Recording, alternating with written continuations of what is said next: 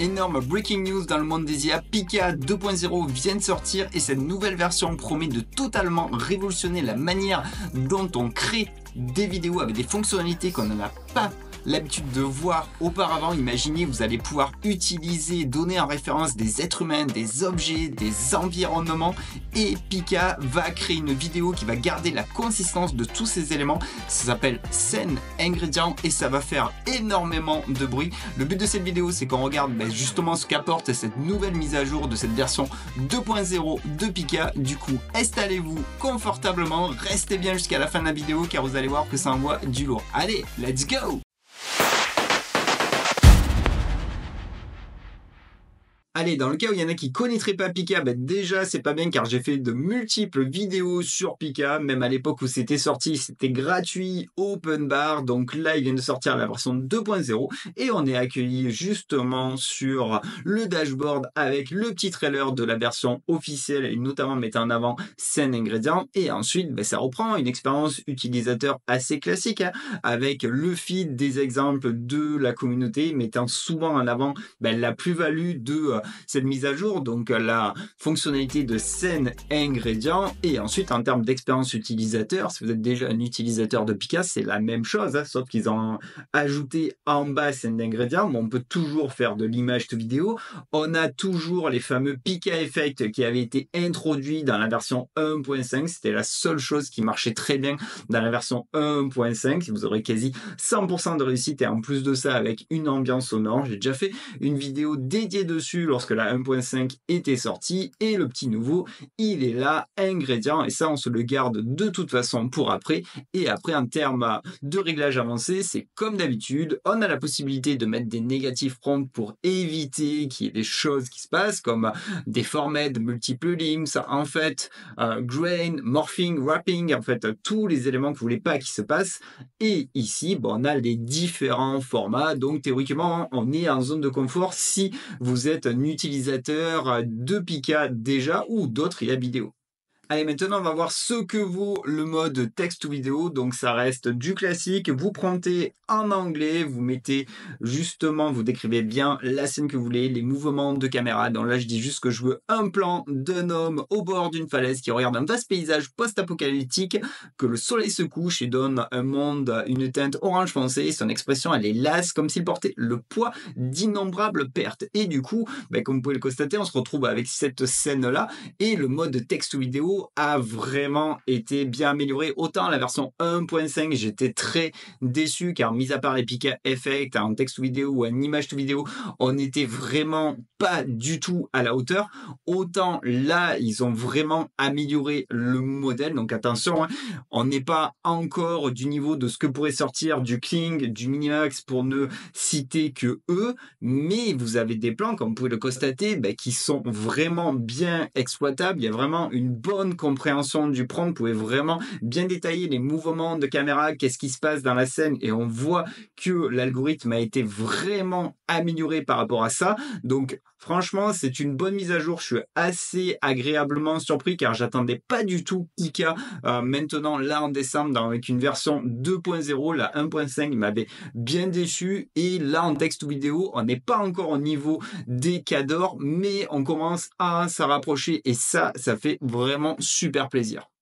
Le mode image to vidéo n'a clairement pas à rougir aussi au niveau de ses capacités par rapport à ce qu'on avait avec la 1.5, donc ça reste toujours la même chose. Vous uploadez une image et vous mettez ce que vous voulez. Donc là je vais juste uploader cette image de Pikachu qui mange un donut et je dis juste que Pikachu mange un donut et cinématique réalistique, envoyer c'est peser et comme vous pouvez le constater on est quand même sur des résultats qui marchent vraiment bien en image to vidéo, là où il avait beaucoup de mal dans la 1.5 où c'était très compliqué, là on sent qu'ils ont vraiment bien changé l'algorithme. Donc pareil, je dis pas que c'est la meilleure IA en image to vidéo, loin de là, mais par contre elle m'a souvent fait des one-shots sur les êtres humains, ça marche très très bien, la compréhension des prompts, l'animation, la consistance du personnage, les mouvements de caméra qu'il va mettre en place. Donc on se retrouve vraiment avec maintenant une IA que je ne considère plus comme une IA de seconde zone en fait, car en termes de rendu,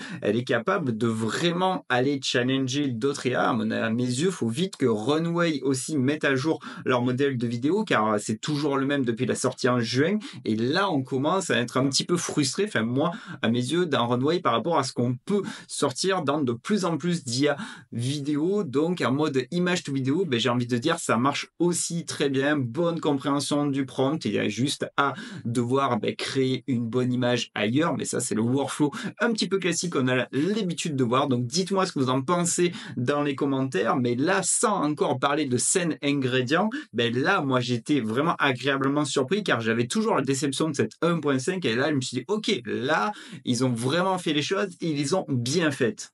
Allez, on va passer à la fonctionnalité, réellement la nouvelle fonctionnalité qui change totalement la donne, c'est la fonctionnalité de scène ingrédient, et je vous propose d'abord qu'on regarde les exemples officiels de Pika, car vous allez voir c'est assez déstabilisant, car c'est aussi simple que puissant. Premier exemple très simple, ils ont mis une photo d'un personnage en référence d'une femme, ils disent juste que c'est une femme qui est en train de manger une glace. Premier exemple, assez simple, et dans les résultats, ça marche, mais le truc qui est cheaté, c'est qu'en fait, on n'est pas limité en nombre d'ingrédients. Donc, deuxième exemple, même personnage, mais on le met dans un environnement avec de l'eau, comme un lac, et ça dit bien au niveau du prompt que ça commence avec un gros plan, et qu'après, le personnage va sortir de l'eau en étant mouillé, et on a bien une consistance à la fois du personnage et à la fois de l'eau. Troisième exemple, juste avec toujours le même modèle, et là, pour vous montrer une bonne compréhension du prompt, que ça dit bien que ça commence avec ce personnage qui est assis dans une salle de cinéma et qu'après elle va manger des pop-corn. Donc là, vous pouvez vraiment vous faire plaisir, et c'est du jamais vu, car en fait, on a la possibilité de combiner. Donc voilà un exemple bien parlant où là, en plus, ils ont ajouté un élément au niveau de la veste, en fait. Donc là, l'IA doit à la fois faire le même personnage et l'habiller avec la veste, et quand on regarde au niveau du prompt, on a vraiment une bonne compréhension, parce que ça disait aussi qu'il y avait un mouvement de caméra 360 avec caméra Circle 360 Around Air. Et là, dernier exemple avec 3 éléments, avec la femme, un chat et un environnement spécifique, le lieu où elle doit être mis en place. Donc je sais pas si vous vous rendez compte, le workflow comme il est énorme en fait, parce que là on va juste donner des ingrédients, et les ingrédients, vous avez compris la puissance que ça peut avoir, et Pika arrive très très bien à combiner le tout, et vous pouvez vraiment vous faire plaisir pour faire des scènes consistantes, des trailers consistants. Ça ouvre un panel de possibilités assez énorme. Bon, comme vous avez pu le constater, c'est super simple et c'est puissant, donc il suffit juste d'uploader des ingrédients. Donc là, je vais uploader ce personnage-là. On va rajouter un autre ingrédient avec par exemple cet objet-là, une bouteille de bière de mi-journée, et soyons fous, on va ajouter cette moto-là. Pareil, image de mid-journée, en prompt, je mets un prompt classique, un static shot, donc un plan fixe avec un homme qui boit une bière contre sa moto dans les rues de New York. Envoyer, c'est peser, et on se retrouve avec ça.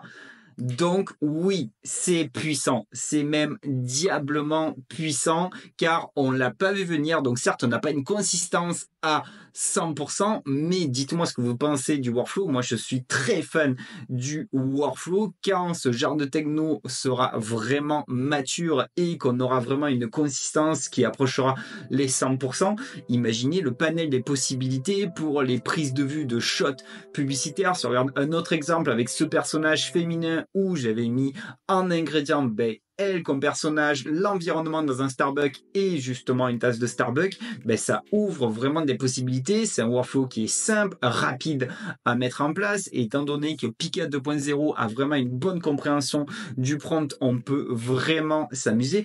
Autre exemple, là on se fait un peu plus plaisir, où on met 4 ingrédients avec personnage, habits, objets, environnement, et je dis juste que c'était un jeune homme qui était dans un bateau de luxe qui tenait une bouteille de parfum et qui prenait la pose devant la caméra. Ça marche en fait. Autre exemple un petit peu plus fun avec moi tout simplement, donc une photo de moi avec un pull de Noël et un cadeau et un environnement de salon, et ça marche aussi. Donc comme je dis, c'est pas parfait techniquement, visuellement au niveau des vidéos, on peut avoir des artefacts, des hallucinations, des problèmes au niveau des mains. Donc techniquement, c'est comme je vous dis, c'est pas le banger de fou, mais le workflow et le panel des possibilités que c'est capable déjà de sortir est vraiment ultra impressionnant. Et un autre exemple aussi bien vendeur où personnage avec un autre ingrédient, un casque, un autre ingrédient, une bouteille de Red Bull et un autre ingrédient, une gaming room. Là, si vous analysez tout, on a vraiment quand même une bonne consistance déjà de l'environnement derrière. En général, il s'en sort vraiment très très bien, et après il peut se faire plaisir avec les mouvements de caméra. Le personnage, c'est pas parfait, on donne qu'une photo, mais c'est quelque chose qui va s'améliorer. Et le jour où on aura vraiment des objets où ils garderont vraiment leurs mêmes attributs, que ce soit typographique, couleur et tous les éléments du packaging de l'objet, là on touchera vraiment à une énorme masterclass. Moi, ça m'a calmé. Dites-moi ce que vous en pensez, mais je trouve ça vraiment très fort. Bon, c'est bien beau cette nouveauté, mais ça a un coût en fait. Et justement, on va parler du modèle économique et donc de la douloureuse, parce que là, ça peut calmer les ardeurs de certaines personnes. Donc là, déjà, si on regarde les infos, en termes de génération, une génération avec le modèle 2 en mode image ou texte, c'est du 50 crédits. Attention, le scène ingrédient, c'est le double, c'est 100 crédits. Donc ensuite, si on regarde justement les différents forfaits, bon, on va s'intéresser au forfait à 8 balles. À 8 balles, on a 700 crédits, donc on peut faire 7 scènes ingrédients. Mais si on regarde un petit peu dans la doc, là, vous pouvez pas l'utiliser commercialement et vous aurez la watermark. Donc on se dit, ok, bon, ça, je peux pas l'utiliser pour un projet pro. Allez, je passe à 28 balles. À 28 balles, ok, on a plus de crédits, de mes crédits, c'est cool. Mais certes, on peut l'utiliser professionnellement, mais vous aurez la watermark. Aïe, ça pique. Donc ça veut dire que si on veut l'utiliser commercialement sans avoir la watermark, il faut obligatoirement passer à la caisse avec le gros abonnement où vous aurez 6000 crédits, et là vous n'aurez pas la watermark, et vous aurez bien sûr la possibilité de l'utiliser pour un projet pro. Donc là, il va falloir calculer, et vous me direz ce que vous en pensez, mais là on le voit sur ces derniers mois, notre façon de consommer les IA est en train de changer totalement par rapport à ce qu'on avait l'habitude de consommer, où on prenait un logiciel, on avait le logiciel. Là, on va s'abonner mensuellement en fonction des besoins, des requêtes que l'on a, des projets que l'on a en cours, parce que toutes les IA ne savent pas tout faire. Et du coup, on va se dire, ok, ce mois-ci, j'ai ça à faire. Du coup, faut que je prenne cet abonnement, là. Ça évolue tellement que ça ne rime à rien de prendre un abonnement à l'année, sauf pour Gen 3, parce que Runway, il y a quand même beaucoup d'outils à l'intérieur et c'est rentabilisé. Pour les autres, ça va être au cas par cas. Vous me direz ce que vous en pensez, mais on va vraiment vers ce système économique-là avec les IA vidéo. Bon, mais les amis, on arrive déjà à la fin de cette vidéo dédiée à la dernière mise à jour de Pika qui a introduit la version 2.0. Donc si vous avez regardé la vidéo en entier, vous l'avez capté, j'ai été agréablement surpris, mais c'est normal, étant donné que j'avais été déçu de la version 1.5, parce que les Pika Effect, ok, ça marchait à 100%, c'était marrant un jour ou 2 jours, mais après, je m'en foutais, et c'est pas ce que j'avais besoin dans mes différentes activités professionnelles, et le texte vidéo et image to vidéo était vraiment pas bon. Là, on a vraiment une amélioration nette, précise et significative du rendu des vidéos en image to vidéo, en texte to vidéo, et il nous introduit une masterclass avec le scène ingrédient qui révolutionne totalement le workflow pour des shootings publicitaires ou pour avoir une consistance de personnages avec la notion d'ingrédient. Pour rappel, être humain, objet, habit, environnement, le panel des possibilités est énorme, et vous pouvez mettre aussi plusieurs êtres humains pour faire des scènes avec de multiples personnages. Donc là, il touche quelque chose, et vous pouvez être sûr que la concurrence va s'en inspirer, car c'est très fort en fait. Et le jour où on aura ce type de fonctionnalité qui marchera à 100% avec très bonne consistance des objets, des êtres humains et de tous les éléments ingrédients que vous allez mettre, là ça va vraiment casser le game. Dites-moi ce que vous en pensez, mais moi personnellement je suis vraiment fan de ce workflow, j'ai vraiment kiffé l'utiliser. Seul frein, c'est le système économique. Là, c'est un petit peu borderline de dire, bah, ok, il faut le gros abonnement si je veux l'utiliser professionnellement pour ne pas avoir la watermark, mais comme je vous ai dit, le système économique de façon dont on consomme les IA est en train de changer. En fait, on va s'abonner en fonction des projets, des besoins que l'on a. Ça rime à rien de prendre des abonnements à l'année, étant donné que toutes les semaines, ça bouge, ça évolue, mais là, il touche quelque chose de vraiment très très puissant qui a un potentiel énorme, donc ça va être à suivre de très très près.